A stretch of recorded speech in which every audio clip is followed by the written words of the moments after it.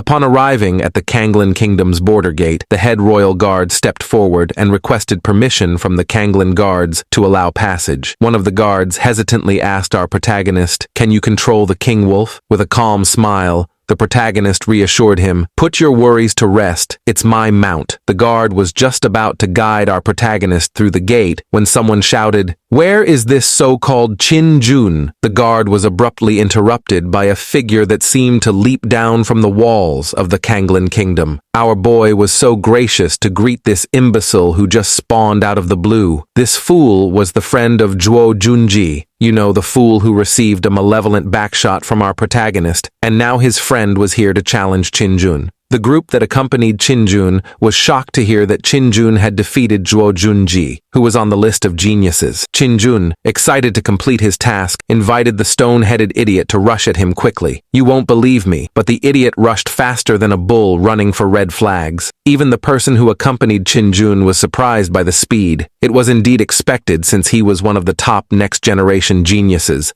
How can a useless, good-for-nothing runt like you think and say you can defeat Zhuo Junji?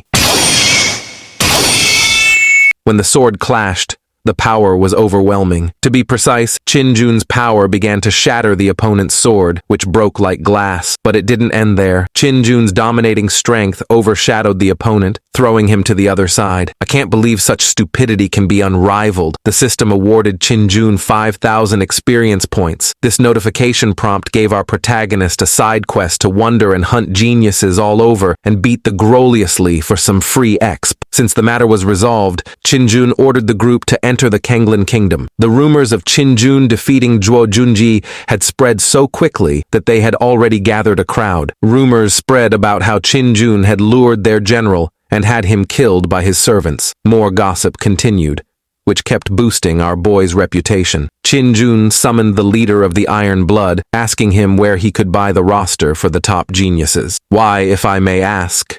answered the leader of Iron Blood. "Why do you ask? It's like my hit list, of course." The leader of Iron Blood told Qin-jun about the Destiny Pavilion, which can be found in almost any kingdom, and that's the place where they could easily buy the roster of the top geniuses. A few minutes later, they found the best inn in the area where they could rest for a while. Nanahai asked Qin-jun if she could sleep with him on his bed that night. However, Daji didn't agree with this proposition since our protagonist was still growing. "Damn, Daji, if you are worried, we can try it tonight," Nanahai said, rejoicing and asking if she could join in. Daji declined, dragging Qin-jun to his room, for she would be sleeping with him tonight. However, Nanahai insisted on joining in when our protagonist insisted that they could sleep together in the same bed. But at the end of the day, this fucker ended up sleeping alone.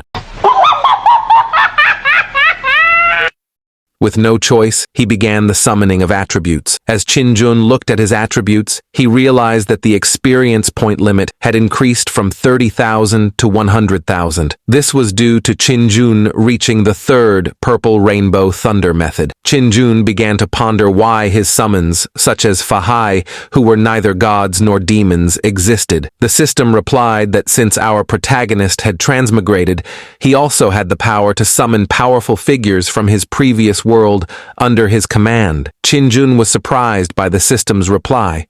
Concerned, he asked, "Are there any demon clans with demon kings from my previous world here?" The system responded that it was a strong possibility, especially since Fahai and Nanahai were from his previous world. Worried, Qin-jun asked, "What happens if my summons have already transmigrated here?" The system reassured him not to worry, as they would still be loyal and under his command. This answer brought Qin-jun some relief, even if only for a brief moment. 2 hours later, he then received the genius list and was shocked to see that the top name on the list was already at the Void Transformation realm, and in his 40s. The rest were mostly at the Golden Core realm. Daji began explaining the rankings to Qin-jun, but reminded him that the human race was significantly weaker compared to the monster realm. Even Nanahai agreed, stating that it had taken her 10 years to reach the Void Transformation realm. Daji mocked Nanahai for relying on her dragon inheritance to cultivate, but Nanahai swiftly countered,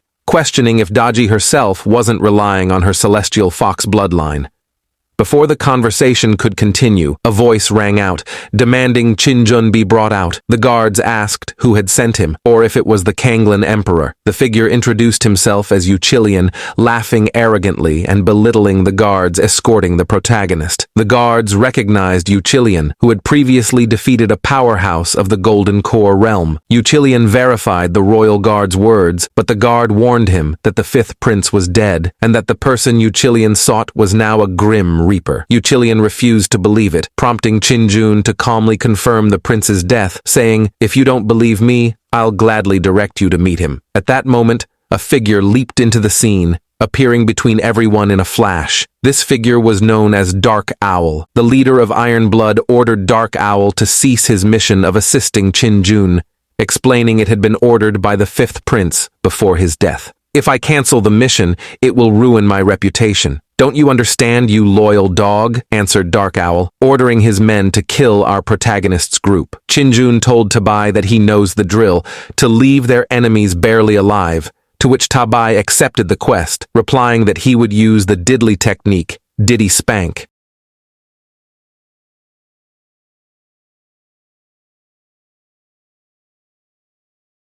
Uchilian, in a rage, ordered Tabai to move his malnourished, hairless head out of the way.